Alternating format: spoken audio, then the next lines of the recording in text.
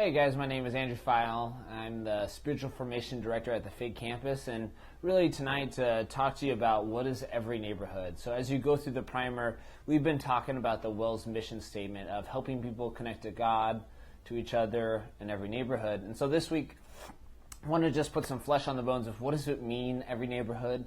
It's kind of a loaded concept, so just to walk through it and explain it. So that's our kind of goal in the next couple minutes. But I think, as I start off, there's just this interesting kind of trajectory you see with most Christians that at some point God intersects our lives, that we come to know Him, and we're just like super pumped. We're excited for what God's doing in us, and we're sharing that. We're telling people that don't know Him, and I'm just going, man, like, where are you at? Like, God is just meeting me in a powerful way. We're reading Scripture. We're really diving into Scripture. And then there's just like this kind of slow process where, we're like, we hear, oh, we got to get in a church. So we join a church, and then we got to get in a life group. So we get in a life group. And then more and more and more, we start putting church calendar events on our calendar. And we begin, I think studies have shown that within 3 years, most Christians don't have non-Christian friends. And I think for us, we're going we're going, why? Why does that have to, that doesn't have to be. Why does that happen? How can we fight against that? How can we fight against the tide of this Christian subculture and bubble that, just slowly happens to most of us?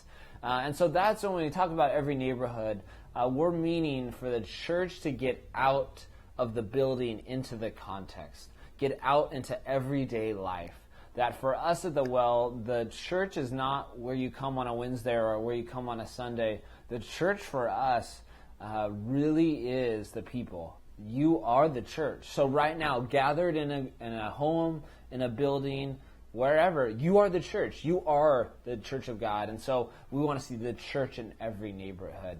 Really, I think the admonition comes from John 17, where Jesus is kind of right before he's going up to heaven, he's praying this prayer, and he's saying for the disciples, this is kind of what I hope for you. I hope you get this. I hope you understand this. In John 17:15, he says, I do not ask that you take them out of the world, but that you keep them from the evil one. They are not of the world, just as I am not of the world. Sanctify them in the truth. Your word is truth. As you sent me into the world, so I have sent them into the world. Christ calls us not to be disconnected from the world, but to be engaged in it. We are here for a reason and for a purpose. So if we just kind of surround ourselves in our own community, cluster ourselves, we're going against Jesus' commands. He's put us there for a reason. He's put us there to have influence, and to have influence with the people we interact with. And so I think as we talk about every neighborhood, it's this idea of being sent, that God has given us a calling and a sending to go and to be in every neighborhood. So what does every neighborhood mean? It's kind of mystic, or it could be kind of confusing. I think there's a couple things we'll explain. One is live, work, and play. So live, work, and play. So what does it mean where you live? Well, we all actually have physical next door neighbors, right? Like you live somewhere, so whether it's in an apartment, whether it's in a house, whatever kind of dorm, whatever it is, you have neighbors, and you have a chance to live as a light in that community, to be a good next door neighbor. That can be so many different things, from being intentional about getting to know your neighbors, having them over, and just, doing acts of service with your neighbors. So growing a garden and taking them stuff, of walking your dog regularly, of being out in the front doors, of taking in their trash or their newspaper. It's ways that we as where we live can be a good next door neighbor. That we have the chance to be in every neighborhood where we live. Where you work. So we often, as our society is, we spend more time at work often than we do at home. And we have a chance to be good, neighbors at work. We have a chance to be good coworkers, and through our work, not only quality, but also just through our attitudes and our personality at work, we have a chance to be a blessing there. So we have a chance to show Christ's love where we work. We have a chance to avoid gossip and to be the ones that are, not complaining, but just of thankful people and grateful people. We have a chance to be a blessing to our coworkers, whether it's bringing them a note, a thank you, a bagel, of being the first one to talk to people. Instead of waiting for somebody to talk to you, being the one to go, hey, how's your morning going? Or good morning. We had the chance to get to know our coworkers. So being social with them, organizing a carpool, just getting to know their lives and sharing life with them. We have a chance to do that with those that we work around. And then when we play. Play has the idea, I think, really of recreation, of, it's from the gym to sports teams to hobbies, that we have a chance to be a regular at a coffee shop. And through being a regular, we have a chance to get to know the barista, get to know their story, and be there in the good times and the bad times. We have a chance to hobby with non-Christians. Instead of playing in a church league, we could play in a city league and get to know other people outside of our faith. And we have a chance to even just the simple things of like tipping well, of being a generous tipper and being generous with our resources. And so that's kind of this idea of live, work, and play, and really with the heart of what Jesus said in Matthew 5. He said, "You are the light of the world. A city set on a hill cannot be hidden, nor do people light a lamp and put it under a basket, but on a stand, and it gives light to all in the house. In the same way, let your light shine before others, that they may see your good works and give glory to your Father who is in heaven." And so as Christians, and as we talk about live, work, and play, and other kind of ideas of what it means to be in every neighborhood, the goal and the idea is that we want to do good works. We want to be in every neighborhood so that people give glory to God. So they go, and these people are like different. They're weird. They just do things that most people don't do. They're not selfish. They give of what they have. Like, what's going on? And at the end of the day, they give glory to God. Not for you, not to be a good person, but we do it so people go, I got to know who this Jesus is. I got to know who God is. Because, man, my coworker just lives life so different. My neighbor lives life so different. This guy that I met at a softball league does life so different. What's going on? And so that's the heart. That's the heartbeat for us as we talk about every neighborhood. Every neighborhood also has a different idea, where in Luke 10, this young scribe comes up to Jesus and he says, "Who is my neighbor?" And then there's the parable of the Good Samaritan. And Jesus really lays out this story of different people, pastors, religious leaders, a life group leader, these kind of people that just skip over this hurting guy. They just skip over it and go, somebody else will take care of it.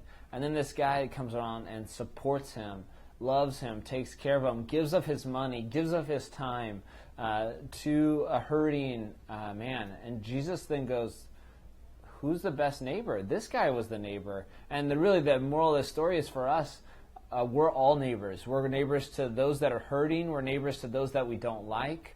That for us, as we talk about every neighborhood, it means we are servants to all. We are servants to the least of these and to the greatest of these. That is our challenge and that is our call. Micah 6:8 says it this way: "He has told you, O man, what is good. What does the Lord require of you but to do justice, to love kindness, and to walk humbly with your God?" God's heart for us as Christians is that we pursue justice, that we pursue just systems and structures, and so that the least of these are taken care of and supported in our society. That's our call and our commission as Christians, and that we get to be people that help see shalom, help see this idea of right relationships, right structures coming to earth. And so for us as Christians, when we talk about every neighborhood, we really mean every neighborhood. You live in a neighborhood, but then there's neighborhoods around you. You part of a city. So the hurting parts of our city need to be loved on, need to be taken care of. And so as a life group, you have the chance to serve those hurting communities, to empower and to give hope of Jesus in those communities. We're part of this local community, and we're part of these global communities. The world is so global now. And as Christians, we have the chance to be a part of those communities. We have the chance to know what's happening in Thailand. We have the chance to know what is happening in Africa. like never before. And so for us as Christians, we can do that in a couple ways. One, of talking about serving these communities. You can serve downtown. You can serve in the hurting communities. You can serve globally by going on an exposure trip. An exposure trip is really a chance to get to know what God's doing in another part of the world, to get to see His Spirit moving in mighty ways, and to get to engage with those that need some love. So you can do that as a life group. You can do that as an individual. And then another way is supporting those that have already gone to these other global communities, that are in a different neighborhood just on the other side of the world. So if they're in Costa Rica, if they're in Thailand, if they're in Africa, you get a chance to come around and support them, whether it's financially, through prayer, visiting them, is that we have members of the well that have gone out to these areas, and we call them extended family. So they're family that really is, they're still family at the well, they're just in another country, in another area. So you have the chance to do that where you live, where you work, where you play. You have the chance to do it in other neighborhoods, in your local context and in your global context. And I think, just another way to think about it is there's kind of two ways to do this as a group. So you may be thinking, I understand, me personally doing it, but how do we do this as a life group? So 2 ways to spend time thinking about this as a life group. One is doing this, talking about every neighborhood, and challenging everybody in your life group to live this out. And so it's taking time as a life group to go, hey, let's be intentional this week as we talk about every neighborhood to be a blessing, to be an intentional blessing in our neighborhood. So whether that means giving of financial resources to somebody on your street, whether that means giving of time to somebody on your street. Somebody just may need some shrubs cut back and put in the trash. Somebody just may need somebody to bring in the newspaper. Somebody, may need a warm cookie and a glass of milk. Whatever it is, you have a chance to challenge the people in your life group, challenge each other, look at each other and go, okay, let's live our faith this week where we live, or where we work, or where we play. You challenge each other, and then next week you come back as a life group and debrief that. Go, how did that go? How did it go, us taking a bold step of faith to go, we're going to intentionally show somebody the love of Christ, and we're going to talk about Christ. And so you have a chance to do that, talk about that in the life group context, go live it out, and then come back and debrief it. And so that's one way, as we talk about every neighborhood, a life group can be a part of it, is challenge each other to do it and come back and share how that went. The other way I'd say would be to do it together. So, we've heard of life groups that have somebody in the life group goes, I'd really love to do a block party just to unify my neighborhood, get to know my neighbors. And then the life group says, we'd love to help you in that. We've seen other life groups that also support a member of the life group that already has a passion for a certain nonprofit or a certain cause. And the whole life group comes around that and supports that person through time or through financial resources or through serving together. We've heard other life groups that just pick something and do it. And so as a life group, you have the chance to do something in your community. You have the chance to do something with a local nonprofit. You have a chance to do something with somebody that you know is going through a hard time, to bring meals or to come around them and support them. And so you have the chance to do it separately and encourage and just share those stories of what God's doing, and you have the chance to do it together. And I think the goal, as I've mentioned, is really the vision to see people come to know Christ. That as we talked about, the being salt and light in the community, that as people see that light, they go, there's something different about these people. These people don't wait for other people to get involved, they get involved. That they, take this Jesus, who everybody loves Jesus. Non-Christians read Jesus and they go, that's a good dude, I can get behind that. And then they look at Christians and they go, they're nothing like him. And so for the first time we go, this is coming together, that as the church, as believers, we're living like Jesus. We're caring for the down and out. We're caring for those that are hurting. We're caring for our neighbors.